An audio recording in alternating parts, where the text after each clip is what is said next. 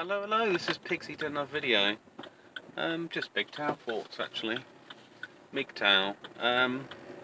So what's the major difference between men and women dynamics in relationships?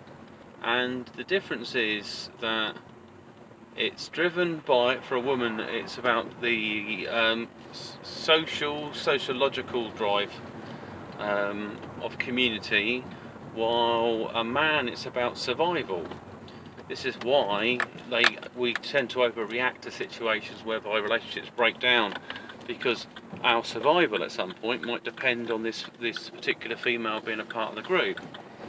While if a man has more access to females, contact, whatever that might be, it doesn't have to be a full-blown sexual relationship, it could be that they just haven't got females in his lives. It's probably less likely, say for instance, a male figure is going to be less clingy and controlling if he's got more females, like he's got lots of sisters and things in his life. But then also other dynamics of how the mum treats the child as well, and then equally the reverse for a woman as well, how she's been raised, and the sort of the influences and impact she's had on her life from people that have been a part of her growing up, and same for the bloke.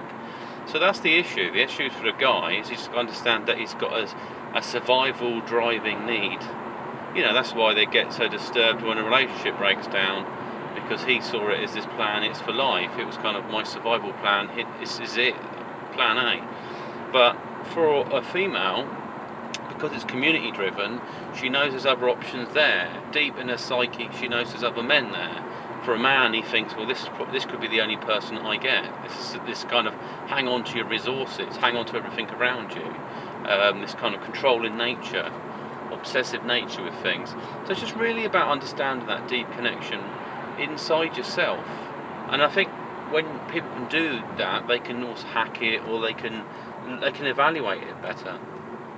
But however, things do change for females because their age influences their ideas and thoughts towards a relationship, and they might have a kind of different this preset dynamics. So they might be trying to resist their own biological imperatives, which might be to have children and settle down. They might be focused on a career, but at some point it becomes a bit of an overwhelming driver, and it will be a case of they might feel, well, look, I'm getting to the age of about 33, 4 or 5, I really would like to find someone I can partner up and have a child. And so they're going to look for the best kind of, the best genetic partner they can find, basically, or whatever he's got. Status as well, like I say, it's more social factors. When it comes to females, they obviously look for a range of different traits in the person, but it's more for us advancing socially. They're not going to be so driven by some of the male traits. You know, he might be interested in how strong the woman is or something, or other sort of skill sets in there, because it's survival driven. That's the focus. You know, is my offspring going to be really healthy? Is my offspring going to be... Obviously a woman wants healthy children as well. But she's also looking at, will he be able to adapt socially? Will he be able to integrate well? Will he have certain strengths that maybe stand out? And sometimes it's the ones that sort of have a different qualities than other people in the group. So maybe she's drawn to somebody who's kind of has a strong drive, dominant in one way, but maybe acts differently socially. There's got to be reasons why. So I mean, naturally you see that maybe the bad boy is a survivalist. So maybe she's biologically quite aware that if he's got them traits, he must be strong as a male, because they're about survival. They're about dealing with stuff and getting stuff done. Why for a woman it might be about organising things, setting things up, managing things. There's different interests that drive a woman socially, and these are always changing. And I think the big thing really as well is biologically we've changed quite a bit.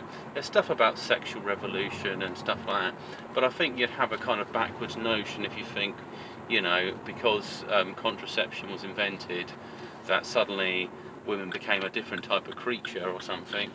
It was going to happen that way anyway. It's just an evolution, I guess. There's different types of cultures that need to still evolve. I was watching something on some of this Japanese stuff, and about how they're so driven towards work that they don't have time for a relationship. So there's a work-life imbalance, and that if the boss goes out for a drink, they've got to go out for a drink, and that people are committing suicide over work, and they're not feeling fulfillment or having relationships, and that you've got 30-year-old people that are virgins and stuff like that. It just sort of seems seems different. Seems quite unusual. It's because you drive people so hard work and a work ethic. They don't have that dynamics of a relationship with the opposite sex, how they behave, and so you have more of a group of introverts towards that, and then it's also breaking that mould outside of work. So there will be probably a rise in polygamy at some time, at some stage, because simply there'll be some people able to have relationships because they've got time management's better, or they've got better finances. Some people can't because they haven't got the time. So it's one of them odd things. Anyway, it's just a thought really, what's the difference?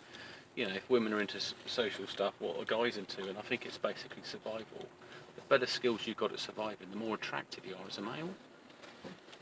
And that sometimes means money, because that equals survival as well.